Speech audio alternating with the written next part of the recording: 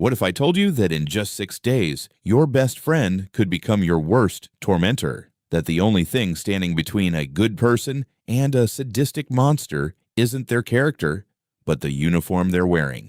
In 1971, a basement at Stanford University became the site of the most disturbing psychological study in history. It was supposed to last 2 weeks. It didn't even make it to a week. This is the Stanford Prison Experiment.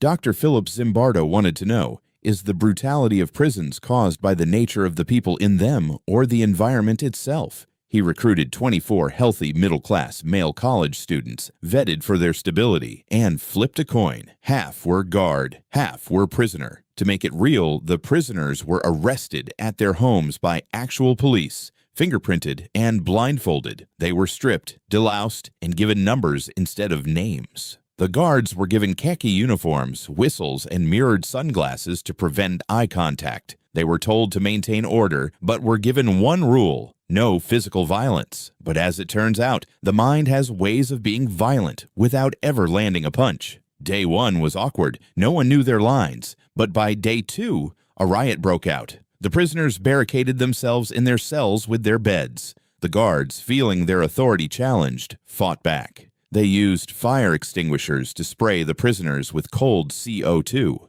They forced them into solitary confinement. They began using psychological tactics. They divided the prisoners, creating privileged cells to breed distrust. They forced them to repeat their ID numbers for hours. They took away their clothes. They forced them to clean toilets with their bare hands. In less than 48 hours, the uniform had become the identity. The students were gone. Only the roles remained. By day 3, the first prisoner had a total emotional breakdown, uncontrollable crying, screaming, and disorganized thinking. Zimbardo, who had cast himself as the prison superintendent, was so caught up in the drama that he initially thought the student was faking it to get out. The guards grew more creative in their cruelty, especially at night when they thought the cameras weren't watching. They were enjoying the power. The remaining prisoners became passive, zombified, and compliant. They weren't fighting for justice anymore. They were just trying to survive the night. It took an outside observer, a graduate student named Christina Maslach, to walk into that basement and shout, "What you are doing to these boys is a dynamic of evil."